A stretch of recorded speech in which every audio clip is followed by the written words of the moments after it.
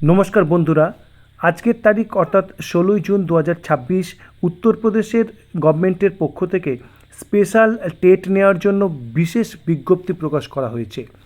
এই বিজ্ঞপ্তির ডিটেলস আপনাদের সঙ্গে শেয়ার করব এই ভিডিওর মাধ্যমে। দেখুন, এখানে প্রেরক হচ্ছে অবদেশ কুমার তিওয়ারি, বিশেষ সচিব উত্তরপ্রদেশ যে প্রশাসন। কাকে পাঠানো হচ্ছে দেখুন, শিক্ষা নির্দেশক বেসিক উত্তরপ্রদেশ লখনৌ। তারিখ দেখুন 16ই জুন 2026। এখানে কি বলছে দেখুন, উচ্চতম न्यायालय नई दिल्ली में जोजित पुनर्विचार याचिका डायरी नंबर 53434 उत्तर प्रदेश राज्य बनाम अंजुमान इसाती तालीम ट्रास्ट के संबंध में महोदय।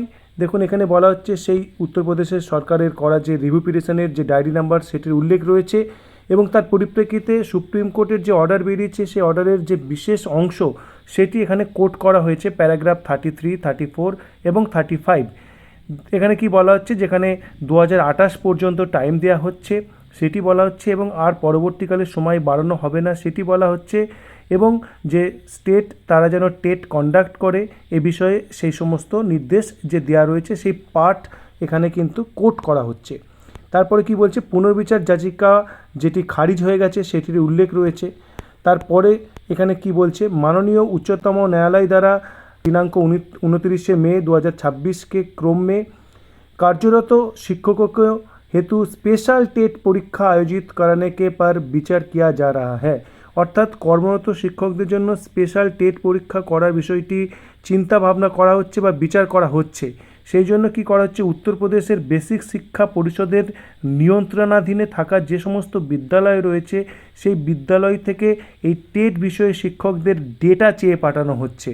এবং দেখুন, এখানে সিরিয়াল নাম্বার রয়েছে ফার্স্ট, তার জনপদ কা নাম রয়েছে। তারপরে প্রাথমিক বিদ্যালয়ের এখানে 3টে ক্যাটাগরি করা হয়েছে যে টোটাল কতজন শিক্ষক রয়েছে প্রাথমিক স্তরে, এবং সেকেন্ড যে কলাম সেখানে দেখুন রয়েছে যে কাদের টেট রয়েছে সেই সংখ্যা জানতে চাওয়া হয়েছে। থার্ড কলামে রয়েছে যে কাদের টেট নেই, মানে কতজন সংখ্যা। অর্থাৎ এভাবে প্রাথমিক বিদ্যালয়ের ডেটা চেয়ে পাঠানো হয়েছে। তারপরে দেখুন উচ্চ প্রাথমিক বিদ্যালয়ের ক্ষেত্রেও টোটাল কতজন টিচার, তার মধ্যে কতজনের টেট রয়েছে বা সি টেট রয়েছে সেই তথ্য চেয়ে পাঠানো হয়েছে, এবং তার পাশাপাশি কতজনের এই টেট বা সি টেট লাগবে সেটিও চেয়ে পাঠানো হয়েছে।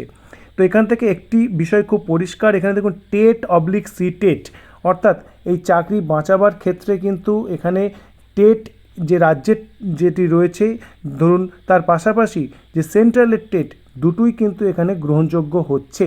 অর্থাৎ চাকরি বাঁচাবার ক্ষেত্রে টেট সি টেট এই কথাটি কিন্তু ব্যবহার করা হচ্ছে।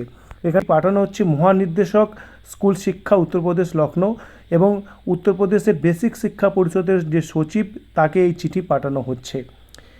উত্তরপ্রদেশ থেকে যে আপডেট পাওয়া যাচ্ছে সেটি হচ্ছে স্পেশাল টেট, এবং আপনারা জানেন যে তেলেঙ্গানা রাজ্য সেখানেও কিন্তু স্পেশাল টেটের বিষয় রয়েছে, তামিলনাড়ু সেখানেও কিন্তু স্পেশাল টেটের বিষয় রয়েছে।